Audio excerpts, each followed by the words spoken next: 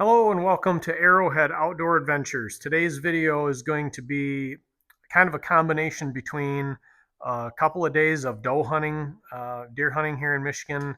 It's just a couple days before, well, it's actually New Year's Eve day today, so the video predates the intro a little bit, but a little bit of a review of sorts on a Silky product. This is a Silky Pocket Boy 170 saw. And so we're going to talk about that in the video today. I've got some outdoor footage for you. So we'll get right into it here, and I hope you enjoy the footage.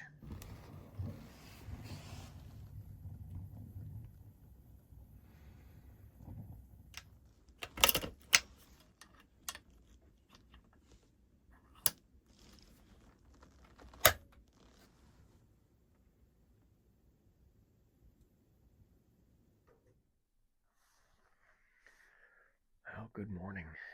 It is December 30th, 2025, and my son and I are out for a little late season deer hunting.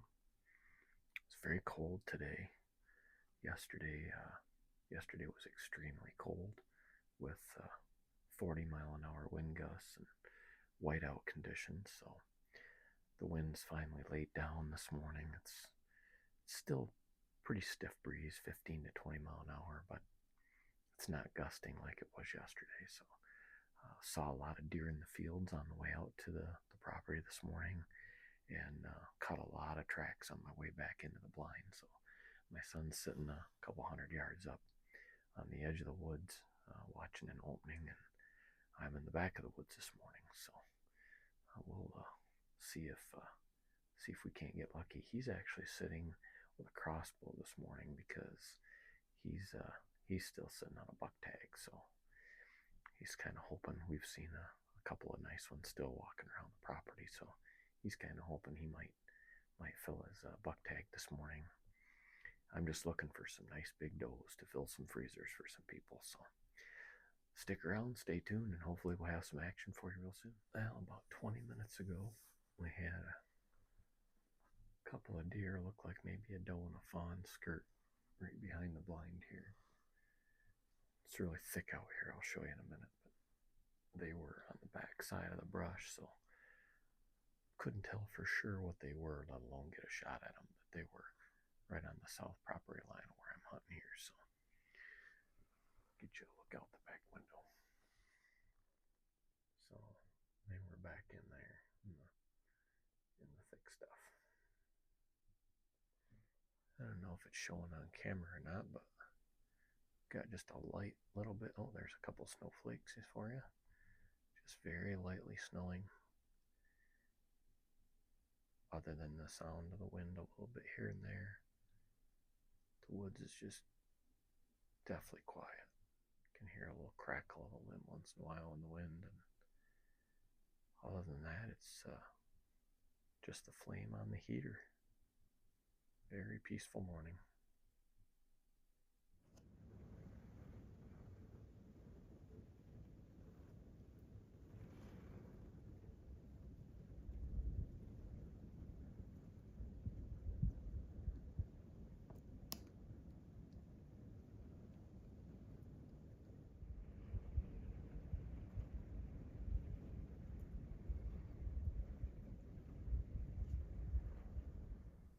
Well, I just got you the little bit of footage I could of.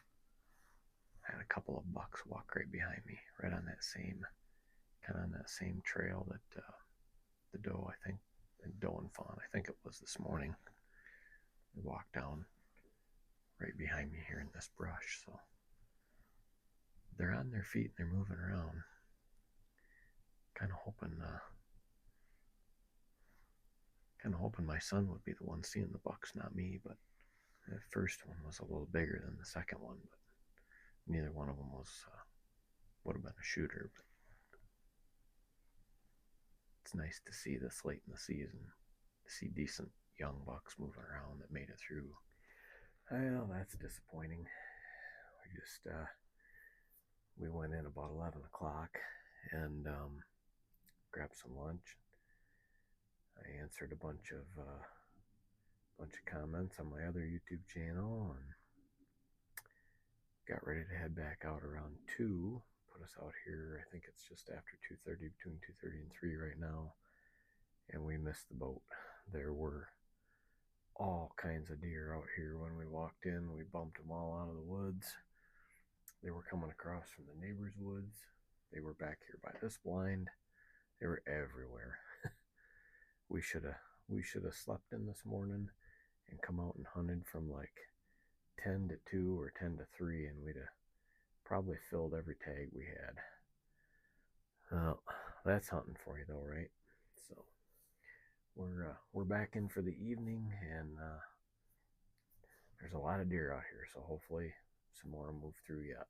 So stay tuned.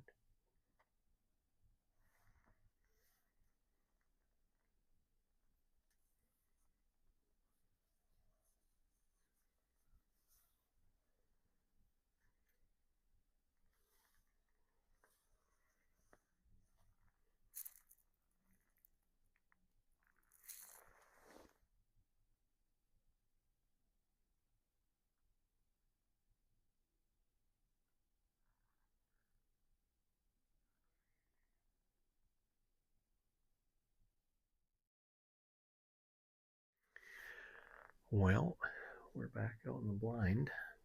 It's New Year's Eve, and I'm sorry I don't have the footage for you because I wasn't filming. I wasn't prepared to film, but that's a spent casing, which means I get to smell gunpowder for the afternoon. Dropped a doe on the way back. My son and I were just clearing the lane, and I saw a group of them take off. I was able to take some pretty quick steps up to the corner, get around the bushes, and they stopped just long enough for me to take the lead doe. Freestanding, maybe 120 yard shot there. So went and made sure she was down, and threw a tag on her and left her in the woods. Got back to the blind here. So yesterday we were out here and we left at like 11 o'clock. And we came back between 2 and 3, and the deer were everywhere. So today we slept in and made our way out here a little bit later. It's just now around 10, and got one walking in. Already seen 2 groups of deer running through the woods, so hopefully that's not the end of them, and either he or I will get another opportunity to fill another tag. But that's meat for one person's freezer, so hopefully I get some in front of you and I can get you a kill shot on film. We'll see what happens.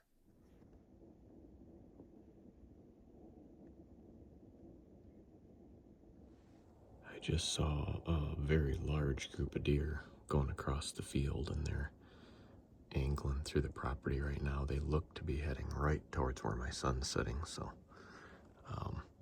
I got the camera rolling. We might even hear the shot on film here, and they could, after he shoots, they could come heading right back here, so we're just gonna let the camera roll.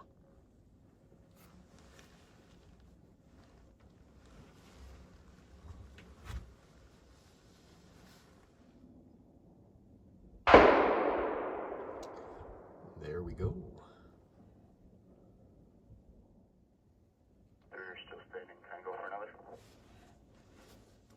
Yeah, shoot 2. Last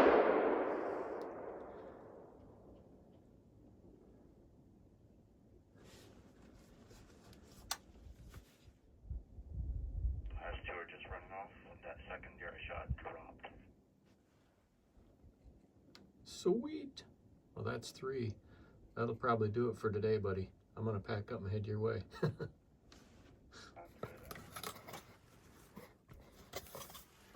Well, you just can't complain about that, can you? Sometimes things just work out.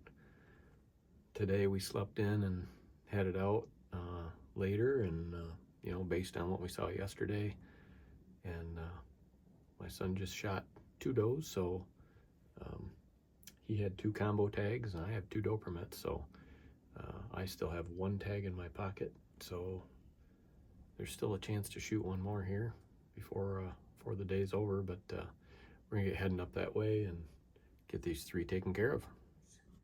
I don't know about you guys, but in my hunting backpack, one key essential piece of equipment has always been a good saw. Um, for me, it's been carrying one of these Gerber change blade saws, folding saw, for years now. This is actually my second one of these. The first one I broke trying to use it as a machete, totally misusing the saw. Unfortunately, this is my second one that I have now broken, and that happened while I was field dressing a deer, and we're going to talk about that in a minute. But I always kind of liked these because you could take out the wood blade and put in a bone saw blade. But having broken now 2 of these, I decided it was time for something a little better quality. And my wife was asking for, Christmas gift ideas. And so I went online and started doing a little research. And Cole Cracker Bushcrafting, he has a website, and he recommends a couple of different saw manufacturers, one of which was Silky. So I went on Silky's website and I found the Silky Pocket Boy. This happens to be a Pocket Boy 170. You can hear the engagement. That is a metal tang there, goes all the way back through the handle. Nice positive lock. It has 2 locking positions, so you can get a little different angle out of it there. This saw, when I was researching on Silky's website, this is the only saw I found that actually said for processing game. Now, it uses the same blade for cutting wood and bone, but this one did actually say, and it's right on the package, it shows a picture of a deer. This one's actually rated for processing game, so it is extremely sharp. Here is a clip I just took in the backyard, cutting through, I don't know, it was a branch probably about that big. I show it in the video, so I'll let you check that out.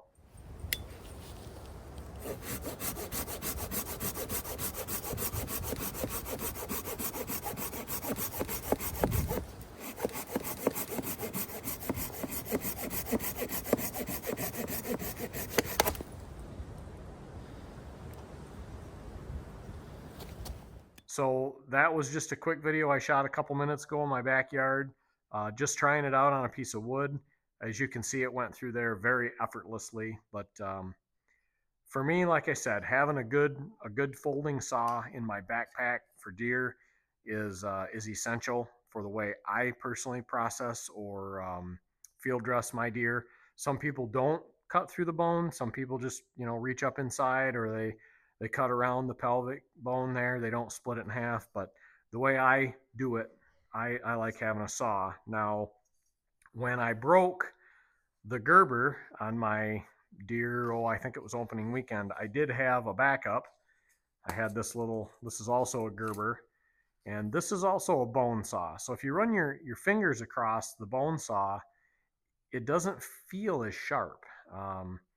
In fact, it feels sharper one direction than the other, so it only cuts in one direction.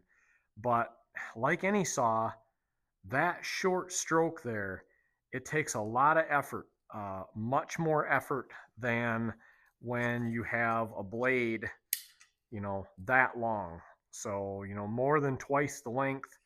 Your stroke is a lot more effective. So these work in a pinch. I'm not going to say that it doesn't do the job. It does. I've used it on several deer because my Gerber was broken, and this is all I had for the last couple of deer I processed in the woods. So I look forward to having a full-size saw again. But yeah, they say that saw, that Silky 170, is rated for bone. So we're going to put it to the test, and we'll let you know what we think of it. So I hope you enjoyed the little bit of outdoor footage there. Sorry I didn't get any of the shots on film. The shot I took on the doe that I shot walking out was a freestanding shot, just over 100 yards. Wasn't time to get the camera out. They came running out of nowhere. And then my boy wasn't running any film where he was hunting, but obviously you heard the shot in the background. But I wanted to come back and revisit the saw because this is my buck folding knife. with the gut hook. This is what I use for, field dressing deer. And then we talked earlier in the video about the Silky 170 Pocket Boy. I did use this processing or field dressing 2 deer today. Um, a little bit of mixed review on it. It's a very sharp saw. It's a very good saw. Um, it did the job. Going through the rib cage was effortless. Effortless. Very, very easy. Where I struggled a little bit is it is so sharp. If you look at the Gerber and you look at these teeth and compare, this is clearly a wood saw and this is clearly a bone saw. Bone saw blades are not as sharp. They allow you to, push and pull easier across the bone. These are so sharp that it can make it a little tricky. You have to put very light pressure. And so where I was cutting through the pelvic bone today on the deer, I had to take the blade where I normally would saw up and down like this across the bone. I went with the bone, extremely light pressure and very fast movements of the saw. So I was taking just little bites, and that seemed to be the best way to use this on bone. I think I'm going to actually go on Silky's website and do some digging around. I may even email them and ask them if they make a specific bone saw replacement blade for this, because that would be ideal. But otherwise, I can't really complain about it. It's very sharp. It's almost just a little too aggressive for going through that bone because it kind of wants to get hung up there. But yeah, did great. Obviously, it's got some water on it here because I just washed it off in the sink. Haven't been back from the woods for that long, but yeah, pretty happy with it so far. For being a wood saw that's rated for bone, I think it'll work out just fine. I think it's just going to take some getting used to. Like I say, unless I can get a hold of a bone saw for it, and that would be ideal. But that's going to do it for now. Thanks for watching. We'll see you on the next one.